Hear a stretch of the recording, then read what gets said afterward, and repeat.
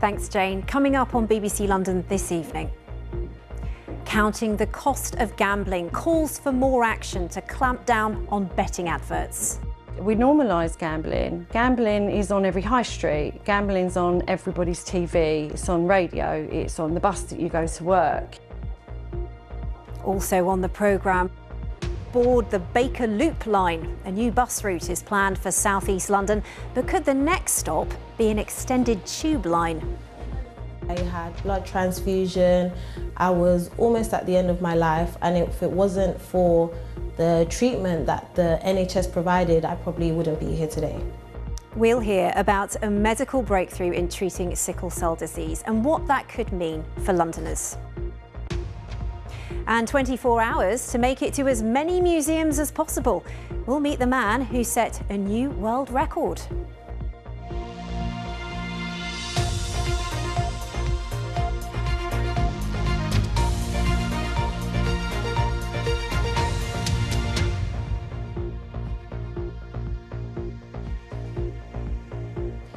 A very good evening to you. I'm Sonia Jessup.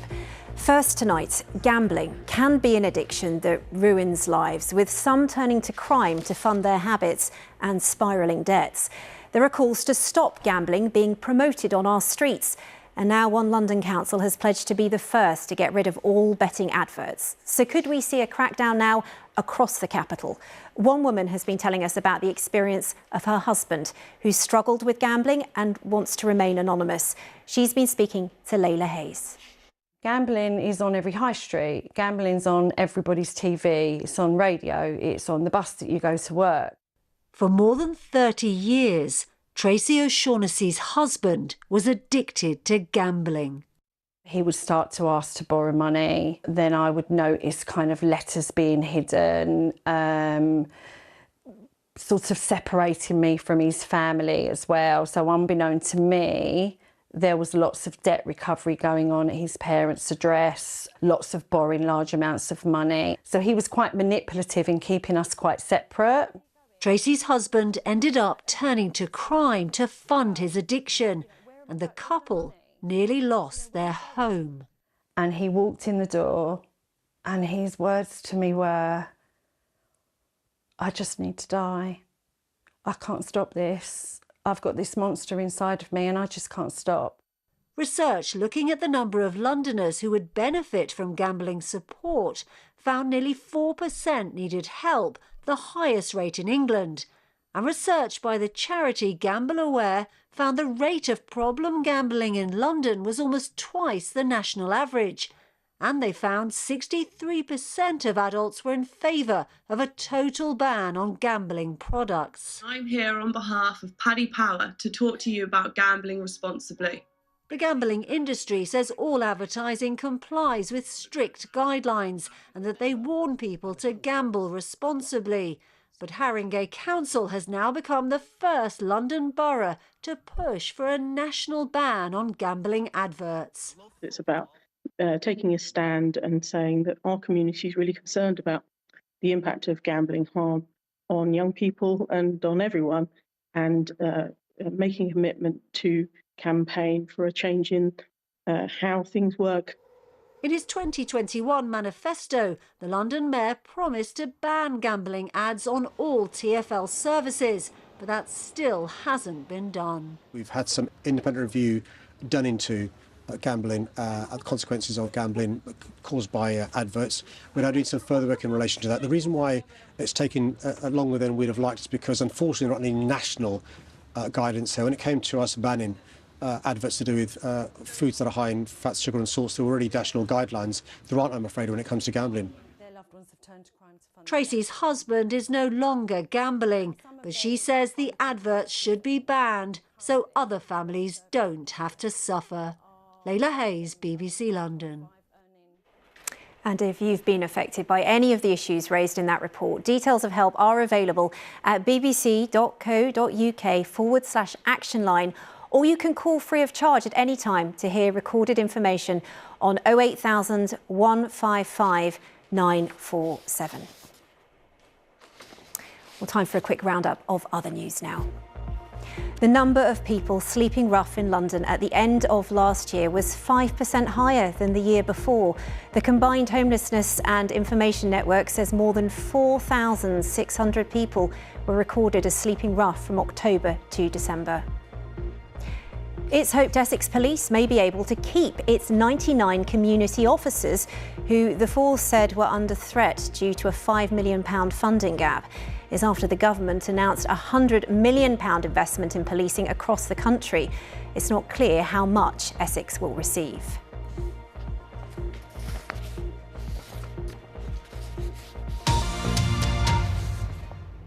A brand new express bus could be on its way to the capital. Another route is being considered for the Superloop service. This one will connect Elephant and Castle with Lewisham. And if it's a success, the so-called Bakerloop could also help to make the case for expanding the Bakerloo tube line, as the Mayor explained to our political correspondent, Carl Mercer. A damp start for what you might call a rail replacement service, for a rail line that hasn't even been built yet. This morning, Transport for London started a consultation on a new express bus service they hope to run along the route of the long wished-for Bakerloo line extension from Elephant and Castle to Lewisham in South London. The bus is the most used mode in London, so it's a great way of showing what can be done here. And I think the case for the Bakerloo line extension is clear. We would just like to make sure that we are doing something now to help customers in South East London to have a fast express route into London. The hope is that the route would prove popular, meaning TfL could then go to the government and show that a new tube line would also be popular. It's a precursor to hopefully a Bakerloo line extension, because in this part of London, public transport isn't fantastic. There is no tube. What we're going to do is use this as a precursor to make the case that actually an extension of the Bakerloo line could lead to more jobs, more homes, regeneration and great service for these South East Londoners. While he may be asking government colleagues for support for a new tube line in the south of London, the Mayor is at odds with the Chancellor Rachel Reeves over her decision to back a new runway at Heathrow in the west. On Heathrow, have you had a call from Rachel Reeves since she made the announcement and you made your opposition clear? Yeah, I've been in touch with number 11 and number 10 in relation to my concerns about a new runway at Heathrow. They've not changed. In relation to my concerns around noise at the moment, I'm concerned about air pollution. We've made huge progress cleaning up the air, still bad around Heathrow with 2 runways. And also I'm concerned about whether a new runway makes it possible for us to meet our climate change targets. That is likely to be a long-running battle. Meanwhile, they'll be consulting on whether South East London's bus passengers want their new speedy service. Carl Mercer, BBC London. Now, hospices provide care for people and their families at some of the most difficult times, but there are calls for the way they're funded to be reformed as their costs increase. At the moment, hospice care is free to use, but unlike the NHS, only a third of the funding comes from the government, so they have to rely on charitable contributions for the rest. Tolu Adeoye has been speaking to a family that's been helped by a hospice in South East London. She was so independent. You could rely on her for anything. She just made us all laugh all the time.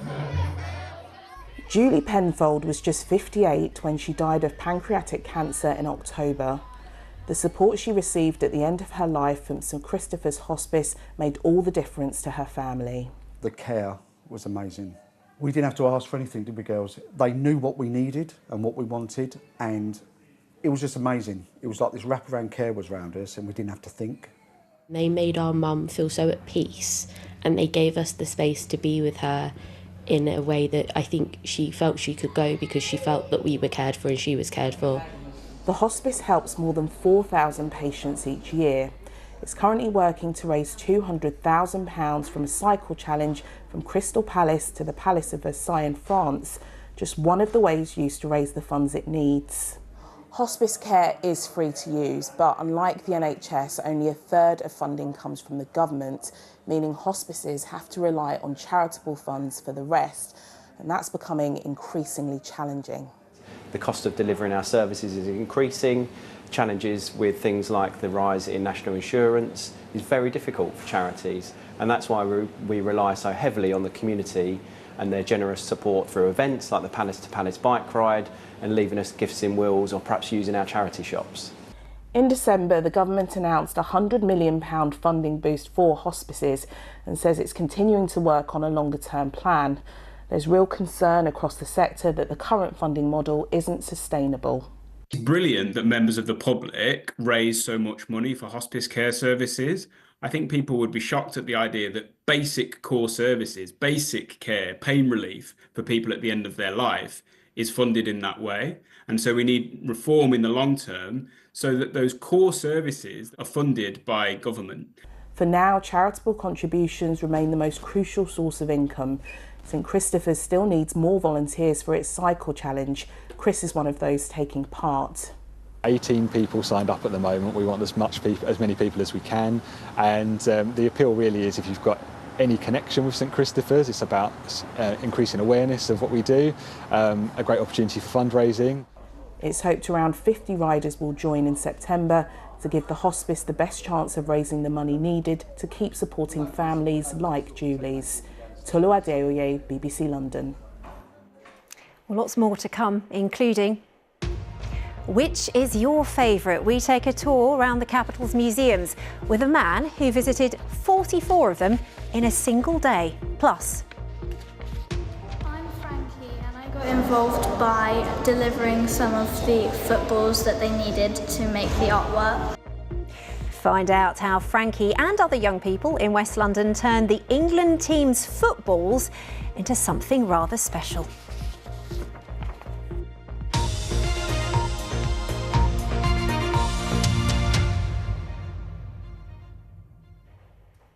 There's been a big rise in the number of people living and working on London's canals and rivers in recent years, many of whom don't have a permanent mooring, but they could be about to face some big changes after a review was launched into boat licences. And some people are worried it could be an end to their way of life, as Anna O'Neill reports. I bought this boat when it was just a steel shell, and that was about 8 years ago, and then I've been living on it ever since. It's not called a narrow boat for nothing, but a tight squeeze is part and parcel of the river dweller lifestyle. I couldn't see any other way of living now. Alan works as a community mental health nurse and says he can't afford to buy or rent a flat. I just wouldn't be able to do this job. I wouldn't be able to live in London. I would have to be elsewhere. SJ is in a similar position. 3.5, 4 years ago, I couldn't afford to live in London anymore, and this is where I grew up, and that's not fair. Both Alan and SJ are what's known as continuous cruisers, boat dwellers without a permanent mooring who are required to move location every 14 days. We pay a licence, which isn't really the equivalent to rent, it's more the equivalent to, say, council tax. And that licence basically pays for all of our facilities and our ability to be on the water. And all boats pay a licence to the Canal and River Trust. And for this boat, it's about £1,600 a year. With more people now living on the waterways as a cheaper alternative to renting or buying, the Canal and River Trust believes the current 30-year-old legislation may not be up to date, and it wants those on and around the water to take part in this review. London's waterways have certainly seen some big changes over the last 30 years. The number of boats has doubled. We've seen more people choosing to live on the waterways. We've seen lots of different interesting businesses on the waterways. So that's all positive and has really brought the canals of London to life. But it also brings challenges in how you manage large numbers of boats in confined spaces, how you make sure it's fair for everybody who wants to use the waterways. Alan fears it might force boat dwellers like him to try to find a permanent and therefore much more costly mooring, which in London are few and far between. To force boats out of continuous cruising in London means to force boats out of London completely. The Canal and River Trust stresses nothing has been decided and they'll wait for the outcome of the review expected in the autumn. Anna O'Neill, BBC London. Next, to what's being called a groundbreaking medical breakthrough. A new treatment for people with sickle cell disease is going to be offered to patients on the NHS. Sickle cell affects red blood cells, making them unusually shaped and affecting their ability to carry oxygen. It's most common in people with African and Caribbean backgrounds. South London has the highest number of people living with the condition across the UK. And today it was announced a gene editing therapy will help some patients. It works by taking the stem cells, turning off a specific gene and then returning the cells. Let's hear now from Assi. She works as a nurse looking after people who have sickle cell disorder, and she also lives with the condition herself. Hi, I'm Assi. I'm 26 years old and I am a sickle cell nurse specialist with the sickle cell condition. Sickle cell is a genetic disorder that is passed on from your parents, where your blood shape is different to a normal red blood cell.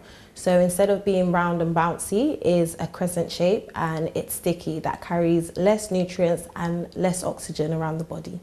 The reason I became a sickle cell nurse and an advocate is to help people like me and help people like my siblings who unfortunately passed away when they were younger. Not having the resources and knowledge when I was younger made it very difficult to look after myself. So now, being older and being more aware of the condition, I'm able to provide the resources and provide the help that I can to my patients. There was an episode in 2018 where I was critically ill, I was in septic shock, I had blood transfusion, I was almost at the end of my life, and if it wasn't for the treatment that the NHS provided, I probably wouldn't be here today. Living with sickle cell now is so much better because I have the resources and I have the NHS to help me. I have very supportive friends and family and a supportive husband who is able to help me if ever I'm in a sickle cell crisis. Well, thanks to Assi there. Let's take a look now at some of the other stories in and around London. The Harlequin Theatre in Redhill in Surrey is to get £10 million for repairs. It's been closed since September 2023 when crumbly and unstable concrete known as rack was found. The council said it will look for another space for groups to use in the meantime.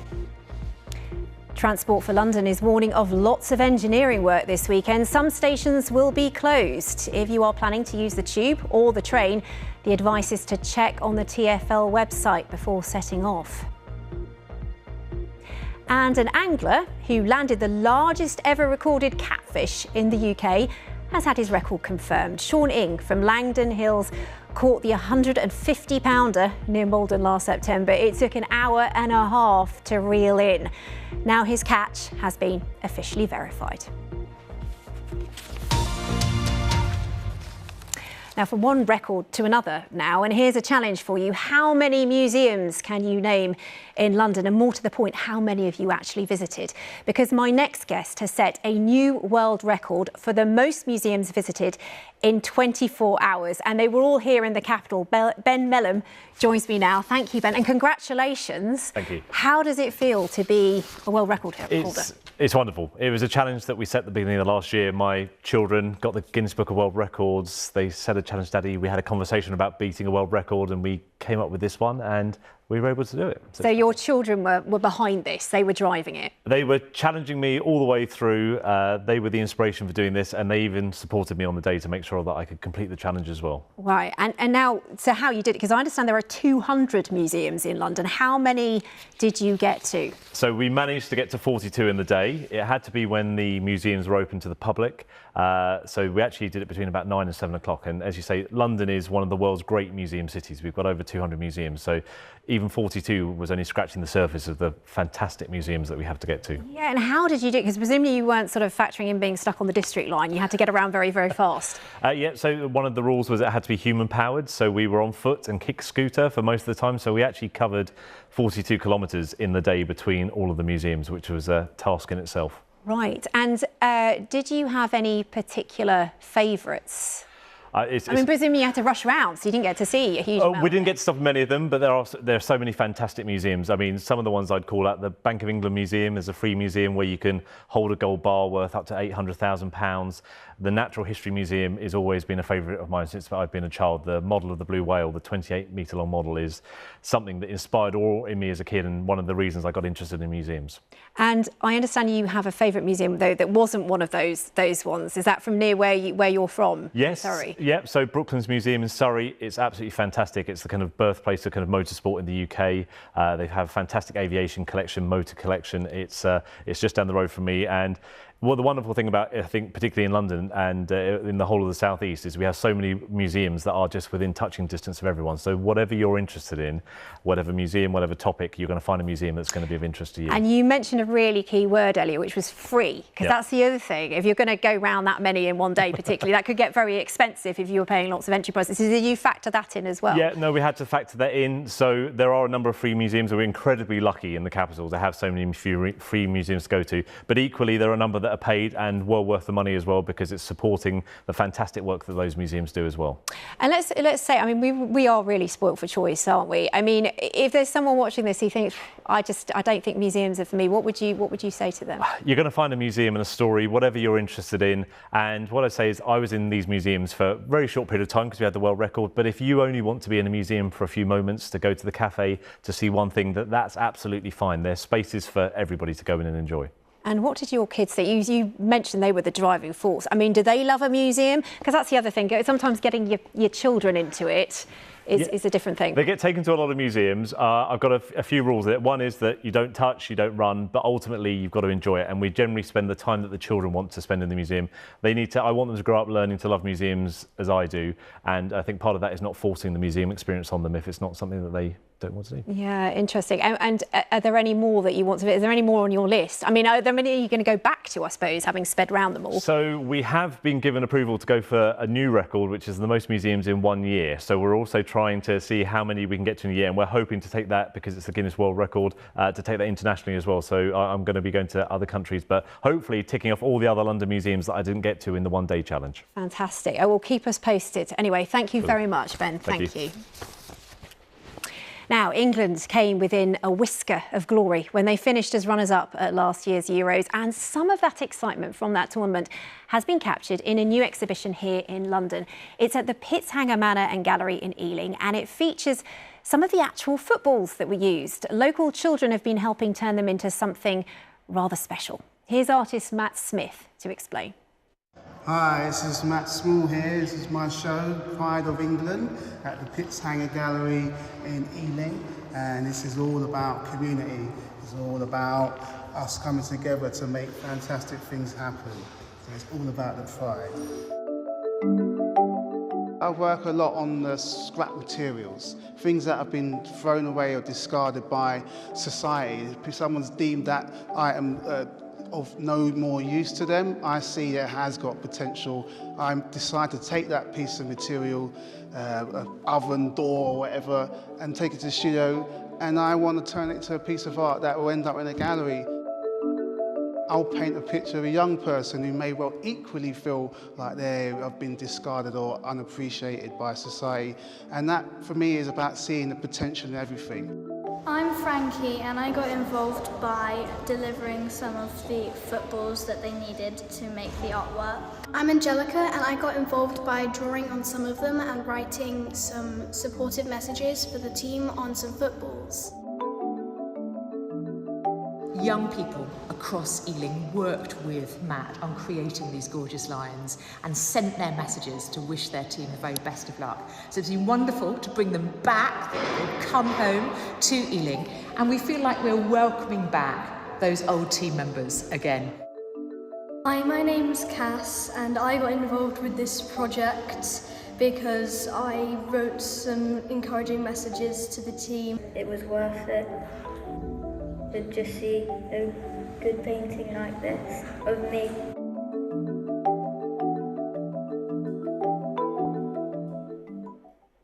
artist Matt Small and the young artists of Ealing there. Time for a look at the weather now, and Ben Rich is here, and it felt like quite a good day maybe to stay inside some of those galleries and museums. I don't know, from all that rain this morning, I just thought, you know, nice to hibernate somewhere. Yeah, it did feel a bit like that, didn't it? There may be some brighter weather to encourage you outdoors again over the next few days, as I will show you in a moment. But today, yeah, not particularly bright to say the least. This time yesterday, I was here showing you pictures of blue skies. Today, it is pictures of grey skies. The cloud really did struggle to clear. It brought a little bit of rain at times. But as we go through the weekend, I am hopeful that things will slowly become brighter and it should stay largely dry. Now, still a lot of cloud out there right now. That cloud may still produce the odd spot of light rain and drizzle here and there. Could see some misty, murky conditions up over some of the hills.